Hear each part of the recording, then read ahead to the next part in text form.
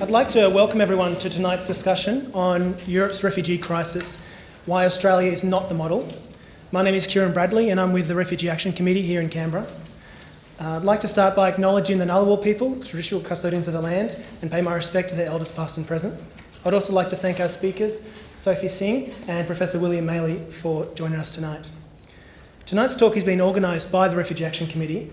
We are a group of people in Canberra and the surrounding region who campaign to end the Australian government's cruel treatment of refugees, in particular its policy of mandatory and indefinite detention of those who arrive by boat, including the current 1,600 refugees imprisoned on Manus Island in Nauru and the roughly 200 children currently in detention on Nauru and on the mainland.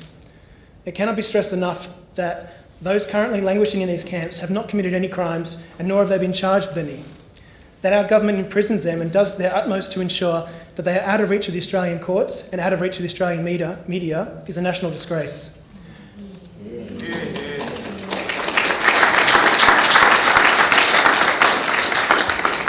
That the coalition government has introduced laws with the full support of the Labor Party which threatens to imprison doctors and social workers who speak out about the horrific incidences of abuse they witness in detention is an ugly reminder of the lengths this government will go to support its regime of deterrence.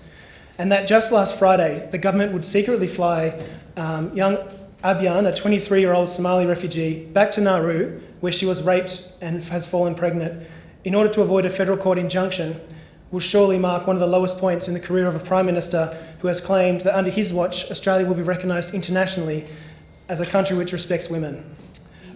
After tonight's speeches Thank you. After tonight's speeches and discussion, we will be presenting a motion to the room condemning Abyan's deportation. We'd also like to spend a minute or two discussing a proposed protest action this Friday, which will present this motion to the 4 elected representatives to federal parliament in the ACT and demand that they call for Abyan's return. So, again, the topic tonight is Europe's refugee crisis. It's this model that I've just described of Australia's brutalising and punishing refugees that last month former Prime Minister Tony Abbott suggested that Europe adopt in response to the roughly 600,000 asylum seekers who have landed on their shores since the beginning of the year, many fleeing war in Syria, Iraq, Libya, Afghanistan, Sudan and elsewhere. Abbott's comments came amid a global outpouring of grief and support for these refugees after images emerged of a 3-year-old Aylan Kurdi's lifeless body washing up on the Turkish coast. Aylan, along with his older brother and mother, all drowned in a desperate attempt to reach Europe. We've stopped that in Australia, Abbott said, because we've stopped the illegal boats. But of course, the refugees such as Aylan, there is little choice but to take these dangerous journeys by sea. It is well known that his family were unsuccessful in their attempt to obtain immigration visas to Canada to join the boy's auntie who had been trying to sponsor them there. It's the same story for refugees the world over. Without any alternative way to reach safe haven or a safe country, making the journey by sea is their only option. Imagine what it would look like if European leaders took Abbott's advice and followed Australia's policy. Imagine the rapes, abuse, mental and physical torture inflicted on those on Manus Island and Nauru, only on a much larger scale. Imagine the misery of millions of people around the world faced with the choice of living in the shadows in transit countries, always at risk of exploitation and harassment, not being able to work, their children not being able to get an education, or of returning to face certain persecution in their home countries. As the editorial board of the New York Times wrote in September, following Abbott's comments and warning Europe not to follow the Australian model, it is inexcusable that refugees would find themselves today in situations that are more hopeless and degrading than the ones from which they fled. And we agree. After tonight's speakers, we'll have some time for questions and comments, and I expect we'll probably finish up around 8 p.m. So our first speaker for tonight is Sophie Singh. Sophie has been involved in the refugee campaign since the early 2000s, both in Wollongong and in Canberra. She's a current member of the Iraq Steering Committee, and I'm sure a familiar face to many of you here. Please join me in welcoming Sophie.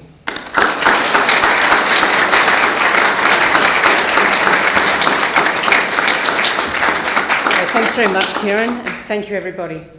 Today, the 19th of October, is the 14th anniversary of the sinking of the Civ X. 353 women, children, men drowned as they attempted to reach Australia to seek refuge. Left with no choice but to get onto an unseaworthy boat because Australia refused to offer an alternative route to safety. And yet 14 years on, rarely a day goes past where we don't hear the latest horror being inflicted on innocent, vulnerable people as a result of Australia's refugee policy. Kieran mentioned the tragic situation facing Abyan, the young Somali woman. And now we hear that there is a racket, that pregnant women are seeking to scam Australia, that women who've been raped are making up medical conditions to try and force their way into Australia. Immigration Minister Peter Dutton warned this morning on Radio National, 240 people, he tells us, have been brought to Australia for medical treatment, either for themselves or their families. And they sought an injunction to stay in Australia, to not go back to the hellhole of Manus Island or Nauru. And while millions languish in poor countries, while Europe receives hundreds of thousands of refugees on its shores, the Australian government expends its energy scapegoating 240 people and spends billions seeking to drive desperate people away from our shores. The contrast between this government's hysteria and the lengths that it will go to punish refugees contrasts starkly with what we see happening in Europe. And what have we seen? Over the weekend, the press reported that 12 people drowned off the Turkish coast trying to reach Europe. At least 4 of these people were children. This brings the total drownings in the crossings of the Mediterranean Sea since the beginning of the year at more than 3,100. And Kieran mentioned the tragic case of little Island Kurdi and his brother and mother. It evoked a massive reaction around the world and forced a response, including from our own heartless government. Island Kurdi became a symbol of the plight of Syrian refugees fleeing war and gave the crisis a profoundly human face. The United Nations High Commission for Refugee estimates that around 530,000 people have sought to cross the Mediterranean to reach Europe this year. Of these, 396,500 have entered Greece since the beginning of the year. In September alone, 153,000. 97 of these people come from the world's top refugee-producing countries. 70% from Syria, 18% from Afghanistan, 4% from Iraq. But the crisis in Europe is just one small drop of a global crisis of vastly greater proportions. People displaced due to persecution, violence and conflict. The UNHCR estimates that there are up to 60 million people displaced in the world at the moment, of whom about 19.5 million have been forced to flee their homelands. 43,500 people every day are displaced, and 1 in 4 refugees are Syrian. Last year, over 50% of refugees were under 18 years of age. This is the highest figure for child refugees in more than a decade. What have we seen in the responses from the different European countries? The responses have been vastly different. The contrast between Hungary and Germany has been stark. German President Angela Merkel has indicated that Germany will take up to and at least 1 million refugees. We see scenes of locals in German and Austrian towns and cities coming out, welcoming, cheering the refugees, bringing food and toys and blankets. And on the other hand, we see Hungary progressively cutting off its borders with Serbia, and we hear over the weekend cutting off its borders with Croatia, forcing refugees to try and find a route through Slovenia to get to Germany and Austria. As emergency measures are put in place to house and feed the immediate influx of people, the EU responses skate between deterrence measures to try and stop people from attempting to set out for Europe in the first place, punitive measures to control those who have arrived, and attempts to put in place a coordinated approach to resettling people across the EU countries. Talks are underway for the EU to fund Turkey to the tune of about $4.5 billion in a bid for that country to stop people leaving Turkey bound for Europe through a combination of beefing up Turkey's own border security and also improving conditions and trying to make things a little less appalling for refugees in Turkey. The EU is pushing for a coordinated resettlement program, and Germany is spearheading that, which would see all 28 EU members agree to resettle a specified number of refugees. And Hungary, along with the Czech Republic, Slovakia and Romania, have fiercely resisted and opposed accepting this coordinated approach. The UK has refused to participate, although David Cameron has indicated that the UK will settle up to 20,000 Syrian refugees. Not those refugees, though, who have found their way to Europe. He's made it clear that the UK will only settle refugees that are in the neighbouring countries, neighbouring Syria. It would seem that the focus of the EU is shifting increasingly to deterrence. Announcements that there will be accelerated deportation of those whose refugee claims are unsuccessful, the so-called economic migrants, bolstering border controls with the touted creation of a possible EU border force, alongside attempts to prevent people from setting out for Europe in the first place. But what is the situation that faces refugees in those countries that border countries in conflict? In the case of Syria, Lebanon, Turkey, Jordan, Iraq, the developing countries host over 86% of the world's refugees, up from 70% 10 years ago, and yet have vastly fewer resources to cope. This is the situation that faces refugees in Lebanon, in Turkey, in Iraq, in Jordan. Iraq itself a country being ripped apart with conflict and violence. The extent of displacement of people as a result of the war in Syria is devastating. The UN estimates 220,000 people have been killed, over 1 million have been injured. The vital infrastructure of the country has largely been destroyed. Over half of the country's 22 million people displaced, 7.6 million internally displaced, 12.2 million Syrians needing humanitarian assistance, and 4 out of 5 people living in poverty. A devastating situation. More than 4 million Syrians have fled their country, literally fleeing for their survival, and 95% of these people are living in neighbouring countries. Turkey, hosting the largest number of refugees on a numerical basis in the world, is currently hosting 1.9 million registered Syrian refugees. Lebanon and Jordan, as a proportion of their population, have the largest and second largest number of refugees in the world. Lebanon hosting 1.1 million Syrian refugees, which astoundingly, the Lebanese population, they estimate, is made up of 30% of refugees. Jordan hosting 629,000 Syrian refugees, and along with refugees from other countries, refugees make up about 9% of the Jordanian population. In Iraq, there are 248,000 registered Syrian refugees, and in Egypt, 132,000 Syrian refugees. And just to put that in context, Australia has agreed to take 12,000 Syrian refugees, and that's something that we should welcome, but it is a drop in the ocean, nothing more, and a one-off drop in the ocean. The government has refused to increase on an ongoing basis the refugee intake, so it remains stuck at 13,750 per year. When you put that number against 19.5 million refugees in the world,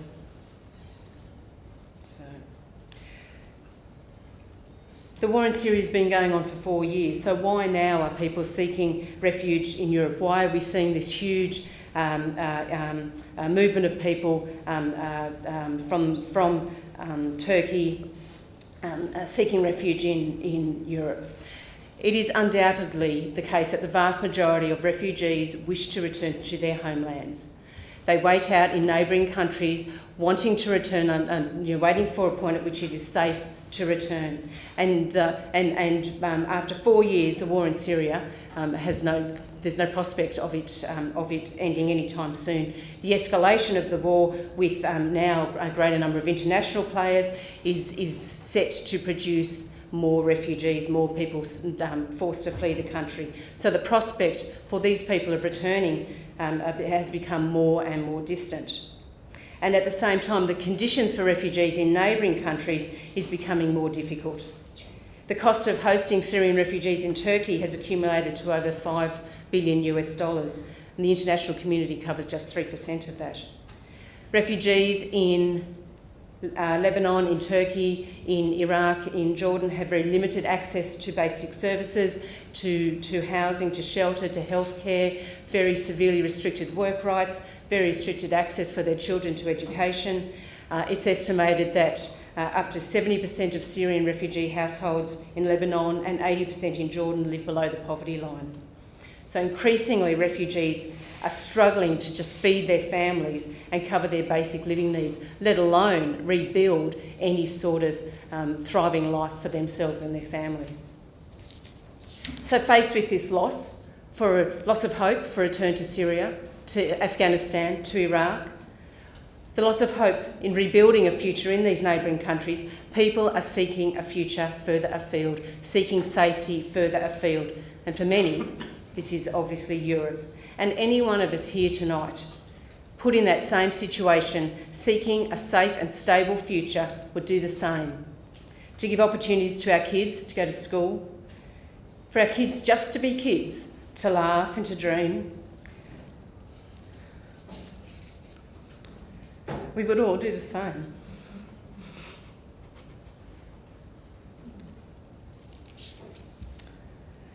But what would it look like if Europe responded in the way that our government responds, that successive Australian governments have responded to people seeking our protection? As images of thousands of people on the move confront us, we saw the appalling image of then Prime Minister Tony Abbott assuming some gross, bizarre moral high ground for Australia's treatment of refugees and encouraging Europe to adopt Australia's approach. And Abbott was not the only one singing the praises of Australia's brutal approach. Anti-refugee rallies saw German neo-Nazis holding up Australia's policy as the model. Far-right British hate-monger Katie Hopkins said of refugees risking their lives to cross the treacherous Mediterranean that Europe should get Australian, commenting that Australians threaten them with violence until they bugger off, in reference to Australia's treatment of refugees and asylum seekers. These are the bedfellows of this government and of the ALP, no matter how much they try and dress it up as being driven by humanitarian motives. So what would the Australian model look like in Europe? Hundreds of thousands of desperate people pushed back to poor countries, themselves unable to cope. Refugees forced to seek even more dangerous paths to seek safety. Huge escalation of violence against refugees and asylum seekers, as the issue is treated no longer as a humanitarian one, but as a security issue requiring a militaristic response. No longer would Italian Navy boats go out to rescue asylum seekers, they would be going out to push them back. Construction of huge refugee prisons to lock up the people who do manage to reach Europe, imprisoned indefinitely, severe emotional damage inflicted, children knowing no other reality than being prisoners behind coils of razor-sharp wire. Australia's treatment of refugees damages all of us. It is true that a society is judged by how it treats its most vulnerable members.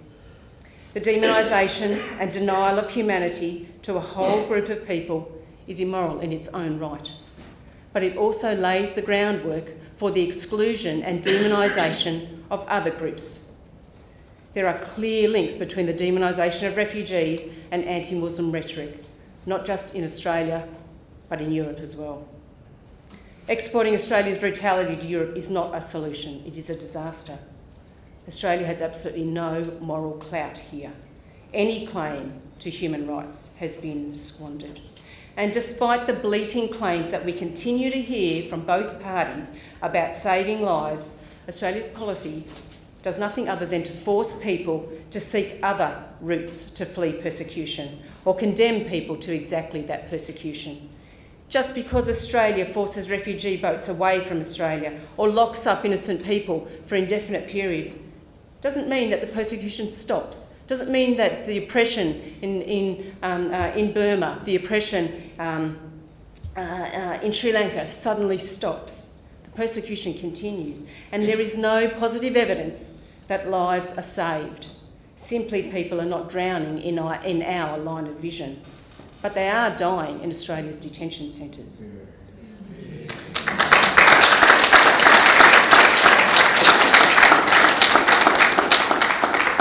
there is a sustainable, compassionate alternative.